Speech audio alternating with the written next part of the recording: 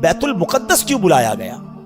یہ بڑی کمال کا کوسچن ہے کہ اگر رب نے اپنی بارگاہ میں بلانا تھا تو یہ بیت المقدس کا ٹریول کیوں کروایا گیا؟ ایک ایسی جماعت قائم کی گئی کائنات میں، اس سے زیادہ مبارک جماعت کوئی نہیں ہوئی، اور وہ جماعت ہوئی، وہ نماز ہوئی بیت المقدس میں کہ جب سارے انبیاء صف بنا کر کھڑے ہیں، اور اب حبیب پاک جب وہاں جاتے ہیں تو جبریل امین نبی پاک کا ہاتھ پکڑ کر مصلی پہ کھڑا کر دیتے ہیں صف بصف کھڑے ہیں انبیاء، صف بصف کھڑے ہیں انبیاء، مصطفیٰ امام ہو گئے، ان کے جو غلام ہو گئے وقت کے امام ہو گئے، نام لیوا ان کے جو ہوئے ان کے اونچے نام ہو گئے۔ اور بریلی کے تاجدار سے پوچھو کہ یہ نماز کیوں ہوئی تھی، what is the reason to make that beautiful جماعت، جو سیکرڈ جماعت، دنیا کی سب سے مقدس جماعت، یہ کیوں ہوئی تھی؟ اس کی وجہ امام عشق و محبت عشق والی زبان میں فرماتے ہیں کہ نماز اقصا میں تھا یہی سر، عیاں ہو مانائے اول آخر۔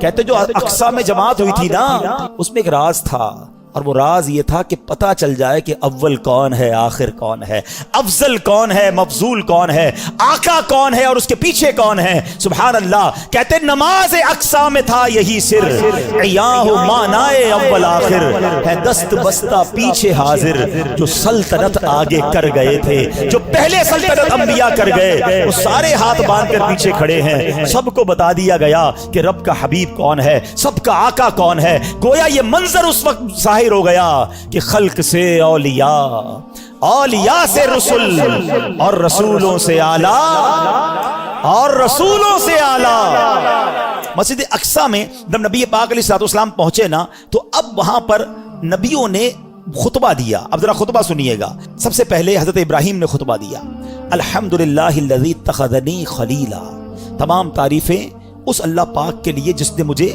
اپنا خلیل بنایا۔ حضرت موسیٰ علیہ السلام نے خطبہ دیا، الحمدللہ الذی کلمنی تکلیما، تمام تعریف اللہ پاک کے لیے جس نے مجھے کلام کا شرف بخشا۔ تیسرا خطبہ دیا حضرت داؤد علیہ السلام نے، آپ نے کہا الحمدللہ الذی خولنی ملکا، تمام تعریف اس اللہ پاک کے لیے جس نے مجھے سلطنت عطا فرمائی۔ تمام انبیاء آتے رہے، خطبہ دیتے رہے۔ اب جب نبی پاک علیہ السلام کی باری آتی ہے، اللہ کے حبیب کی باری آتی ہے، آپ نے فرمایا الحمدللہ الذی ارسلنی رحمتا للعالمین، تمام تعریفیں اس رب کے لیے جس نے مجھے رحمت بنا کر بھیجا۔ اسی خطبے کے دوران سنو اے امتیوں، تمہارے آقا تمہیں اس شاندار محفل میں بھی نہیں بھولے۔ ٹرائی ٹو انڈرسٹینڈ کس کوالٹی کی وہ محفل ہوگی۔ کائنات کے سارے بہترین، سب سے بہترین افراد جمع ہیں، اللہ کے حبیب خطبہ دے رہے ہیں، اور آڈینس کون ہے؟ انبیاء ہیں۔ سب اپنی اپنی بات کر گئے نا۔ سنو نبی پاک نے آگے کیا فرمایا۔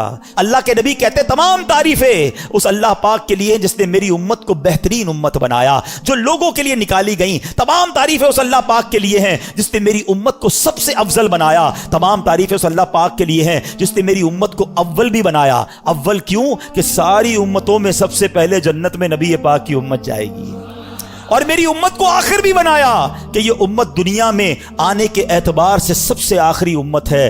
اللہ اللہ، ایسی محفل تھی، اور آقا ذکر کس کا کر رہے ہیں؟ پہلے سوچو، ذکر کرنے والا کون ہے، سننے والا کون ہے، اور ذکر کس کا ہو رہا ہے؟ پھر ہم کیوں نہ کہیں کہ میری خوش قسمتی، میں تیرا امتی، تو کجا من کجا۔ کیسا روحانی تعلق ہے، ہم میں سے تو کوئی اس وقت پیدا بھی نہیں ہوا تھا، کروڑوں اربوں امتی نے بعد میں آنا تھا۔